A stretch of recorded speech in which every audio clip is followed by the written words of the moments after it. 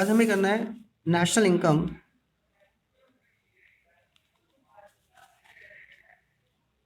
Eight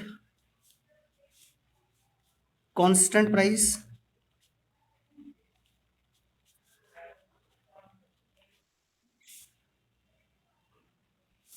and national income at current price. ये क्या होता है? ठीक है, इसे हमें समझना है। ध्यान ध्यान से समझना एक एग्जांपल से।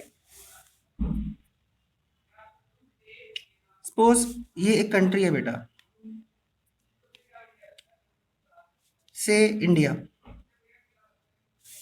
ठीक है, और इस कंट्री के अंदर पूरे साल में जो इसकी डोमेस्टिक टेरिटरी है, जो final goods and services produce हुए, वो कोई दो चार तो नहीं होंगे, बहुत सारे हुए होंगे, है ना।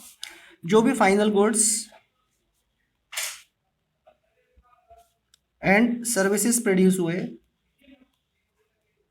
पूरे साल भर में, उनकी जो मनी वैल्यू है, सपोज 10,000 रुपीज है,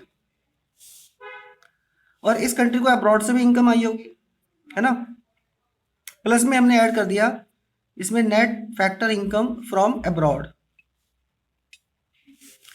तो ये जो कंट्री के अंदर जो final goods and services produce हुए, इन सब का मनी वैल्यू तो कहलाता है, क्या बोला, डोमेस्टिक इनकम। और इसमें अगर हमने net factor income from abroad अगर ऐड कर दिया तो वो आ जाता है हमारा नेशनल इनकम। अब नेशनल इनकम को ना दो तरीके से मेजर कर सकते हैं। एक होता है करंट प्राइस पे, और दूसरा कांस्टेंट प्राइस पे। अब करंट प्राइस पे नेशनल इनकम क्या होता है, कांस्टेंट प्राइस पे नेशनल इनकम क्या होता है, इसका मतलब क्या है? जो बेटा, अगर हम बात करें कि national income at current price, तो इसका मतलब होगा कि जो करंट ईयर प्रोडक्शन है ना, करंट ईयर प्रोडक्शन,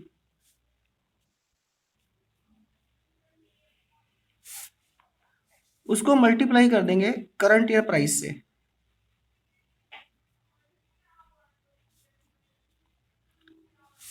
ठीक है, मतलब करंट ईयर जो ईयर चल रहा है उस ईयर के प्रोडक्शन को हम उसी साल के प्राइसेस से वैल्यू कर लेंगे, तो क्या आ जाएगा हमारा national income at current price.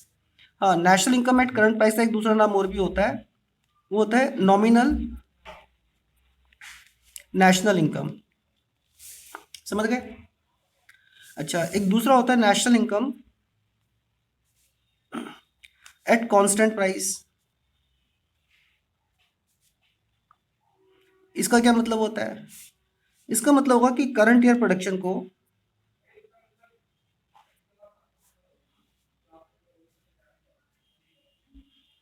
हम वैल्यू करेंगे by multiplying base year price.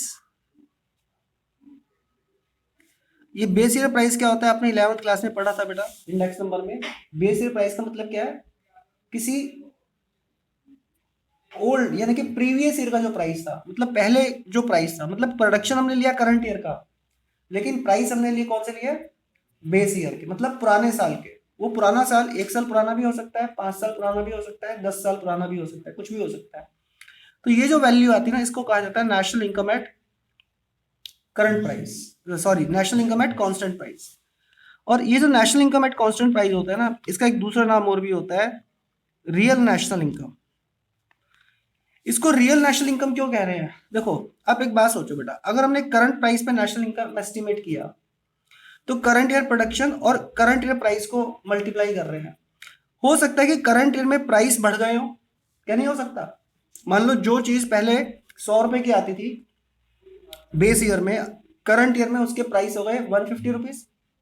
मतलब प्राइस बढ़ने की वजह से भी तो इनकम ज्यादा आ सकती है इसमें, समझ रहे हो? तो इसलिए national income at current price हमें यह नहीं बताता कि हमारा एक्चुअल प्रोडक्शन बढ़ा है या नहीं बढ़ा। जबकि national income at constant price हम क्या करते हैं, करंट ईयर के प्रोडक्शन को बेस ईयर के प्राइस से वैल्यू करते हैं। समझ गए? यानी कि प्राइस का जो इफेक्ट है वो हमने न्यूट्रलाइज कर दिया, खत्म कर दिया। तो इससे अगर नेशनल इनकम में जो चेंज आया है वो हमें बताएगा कि एक्चुअल में हमारा नेशनल इनकम कितना ज्यादा इंक्रीज हुआ है या फिर डिक्रीज हुआ है। इसीलिए इसे कहा जाता है रियल नेशनल इनकम। बात समझ में आई? अब ये क्वेश्चन नंबर 13 और 14 रीड भी कर लीजिए। हमने दोनों क्वेश्चन कर लिए हैं ये।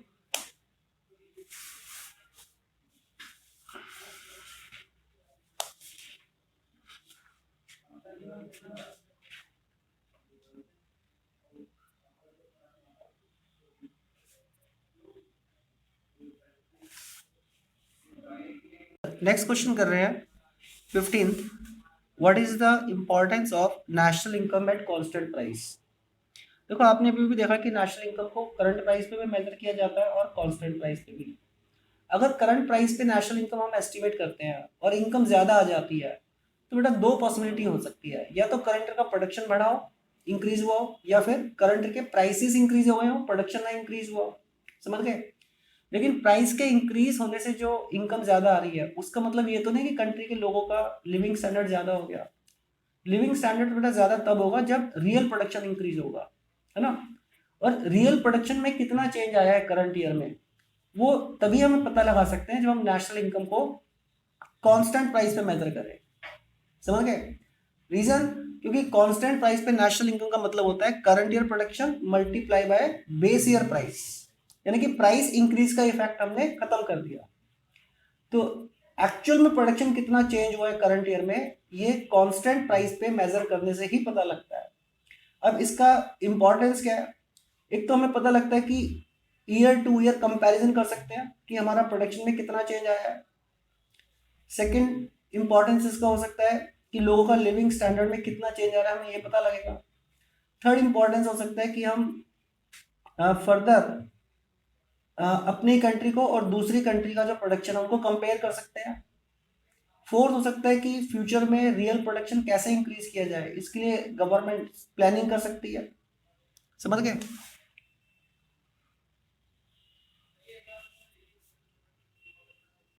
Next question number 16। What do you mean by real GDP and nominal GDP? अब जीडीपी तो आप जानते हैं बेटा, ग्रॉस डोमेस्टिक प्रोडक्ट, है ना। मतलब कंट्री के अंदर जो प्रोडक्शन हुआ है उसका मनी वैल्यू कितना है। इसको भी हम दो तरीके से मेजर कर सकते हैं, एक करंट ईयर प्राइस पे और दूसरा कांस्टेंट प्राइस पे, यानी कि बेस ईयर प्राइस पे, है ना। तो रियल जीडीपी क्या होगा? जब हम करंट ईयर की जीडीपी को, मतलब करंट ईयर में जो डोमेस्टिक प्रोडक्शन हुआ है उसको हम वैल्यू करते हैं किस पे? करंट प्राइसेस पे। तो वो हो जाएगा जीडीपी एट करंट प्राइस या नॉमिनल जीडीपी। और रियल जीडीपी क्या होगा? जब हम करंट ईयर की जीडीपी को वैल्यू करते हैं कांस्टेंट प्राइसेस पे, यानी कि बेस ईयर प्राइसेस पे। क्लियर? रीड कर लीजिए इसे।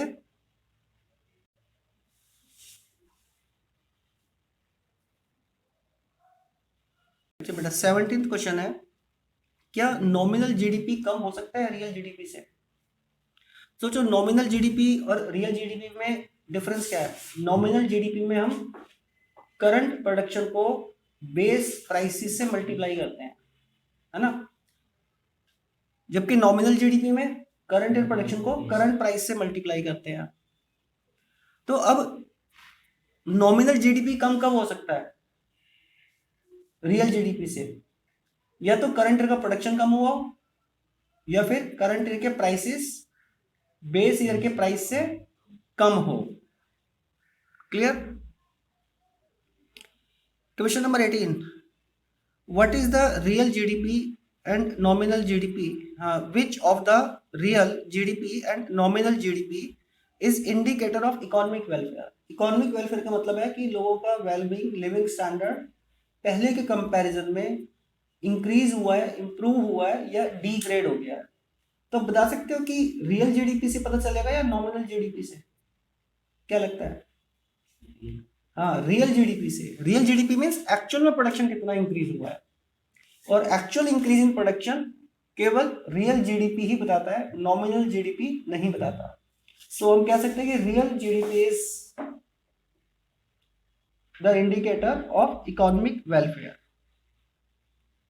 अब बेटा इसको रीड कर लीजिए, क्वेश्चन नंबर 18। ठीक है, ठीक है, हम कर रहे हैं क्वेश्चन नंबर 19। देखो, जीडीपी इंक्रीज होने का मतलब ये नहीं है कि लोगों का लिविंग स्टैंडर्ड भी इंक्रीज हो गया है, उसके कुछ लिमिटेशंस होते हैं। जनरली क्या होता है, अगर हमारा जीडीपी इंक्रीज हुआ है तो लिविंग स्टैंडर्ड बढ़ा है, लेकिन ऑलवेज ऐसा नहीं होता, कुछ लिमिटेशंस भी होते हैं इसके। वो लिमिटेशंस कौन कौन से होते हैं? फर्स्ट वन लिमिटेशन है डिस्ट्रीब्यूशन ऑफ जीडीपी। एज्यूम करो कि करंट ईयर में जीडीपी बहुत ज्यादा इंक्रीज हो गया, लेकिन जो प्रोडक्शन इंक्रीज हुआ है ना, उसका बेनिफिट केवल और केवल थोड़े से लोगों तक लिमिटेड रह गया और ज्यादातर लोगों को उनका बेनिफिट नहीं मिला। तो फिर क्या होगा? क्या ओवरऑल वेलफेयर इंक्रीज होगा? नहीं होगा ना। ठीक है,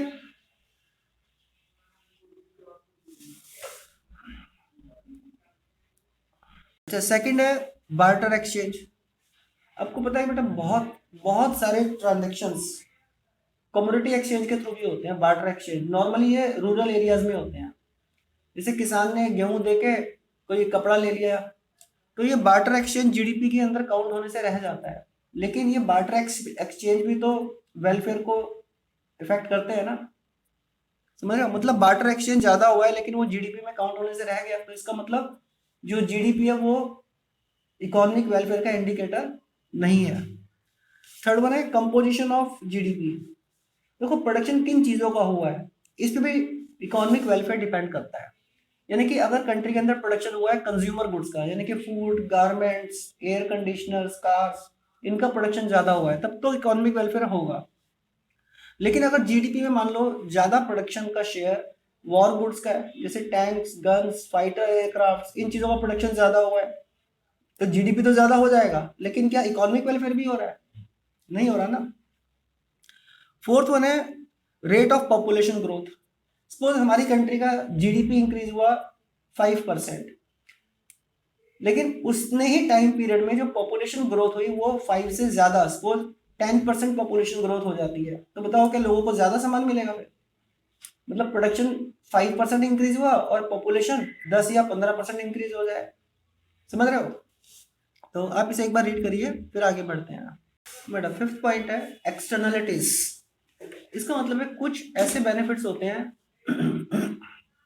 या कुछ ऐसे हार्म्स होते हैं, मतलब कुछ पॉजिटिव या कुछ नेगेटिव चीजें हो सकती है जिनका जीडीपी से कोई लेना देना नहीं होता। फॉर एग्जाम्पल, मान लो कि कंट्री के अंदर प्रोडक्शन बहुत ज्यादा किया जा रहा है, लेकिन उस प्रोडक्शन के होने से कंट्री के अंदर air pollution, noise pollution, water pollution, etcetera etcetera, ये बहुत ज्यादा हो जाता है।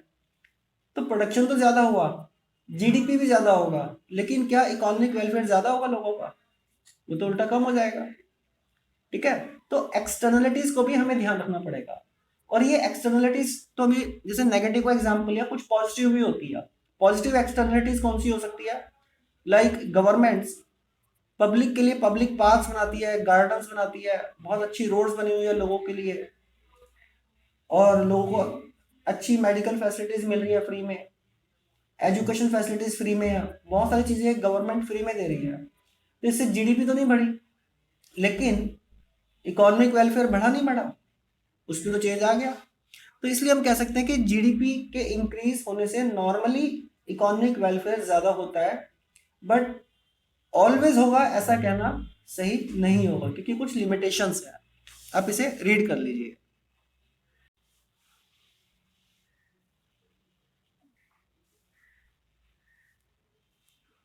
आगे कर रहे हैं next concept, what is GDP deflator.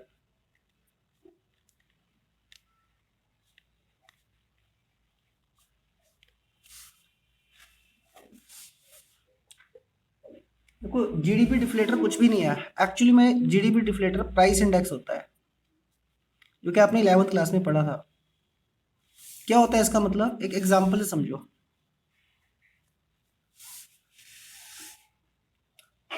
मैंने कहा कि सपोज अभी जो करंट ईयर चल रहा है, करंट ईयर सपोज 2021-22 है, और इस करंट ईयर में जो हमारा नॉमिनल जीडीपी है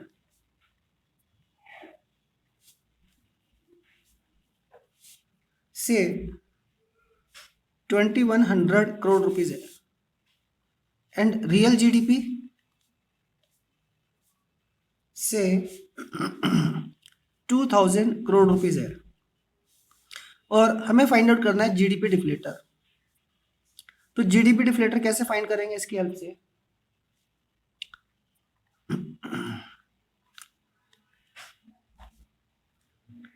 यहां पे ना एक फॉर्मूला यूज करना है आपको। फॉर्मूला होता है नॉमिनल जीडीपी अपॉन में रियल जीडीपी मल्टीप्लाई बाय 100। अब नॉमिनल जीडीपी हमें पता है कितना है 2100, रियल जीडीपी पता है 2000 इंटू 100 कितना आ गया ये 105। ये है हमारा जीडीपी डिफ्लेटर। अच्छा ये जीडीपी डिफ्लेटर आया 105, ये शो क्या कर रहा है, इसका मतलब क्या है?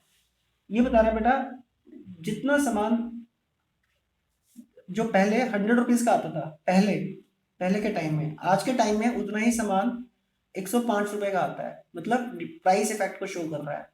यानी कि इन्फ्लेशन कितना आ गया यहाँ पे, अगर पहले 100 रुपए लगते थे बेस ईयर में और करंट ईयर में 105 रुपए लग रहे हैं, तो कितना ज्यादा पैसा खर्च कर रहे हैं हम? 5 रुपीज।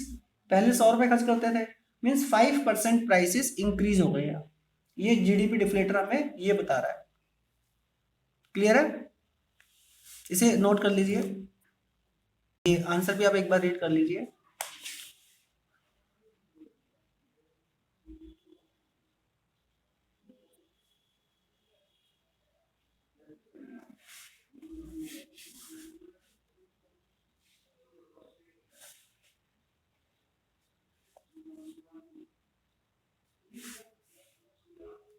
ये रीड कर लीजिए बेटा पूरा आंसर।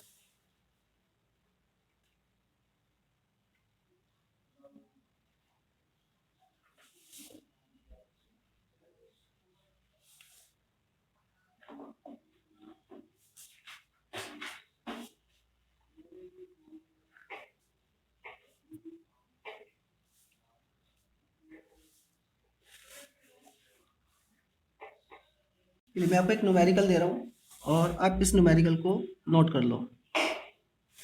हमें गिवन है क्वेश्चन में जीडीपी डिफ्लेटर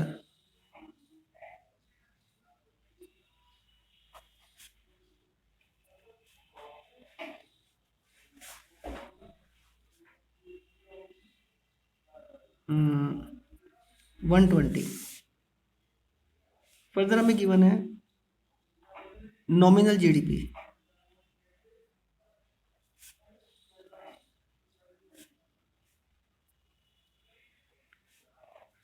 जीडीपी से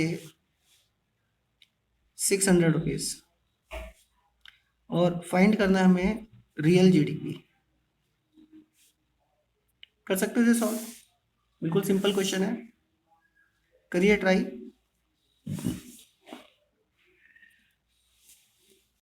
जीडीपी डिफ्लेटर का क्या फॉर्मूला होता है? जीडीपी डिफ्लेटर ये था nominal GDP divided by real GDP multiply by 100। तो जीडीपी डिफ्लेटर की जगह क्या ले सकते हैं हम 120। ठीक है, नॉमिनल जीडीपी कितना है हमारा 600 अपॉन में रियल जीडीपी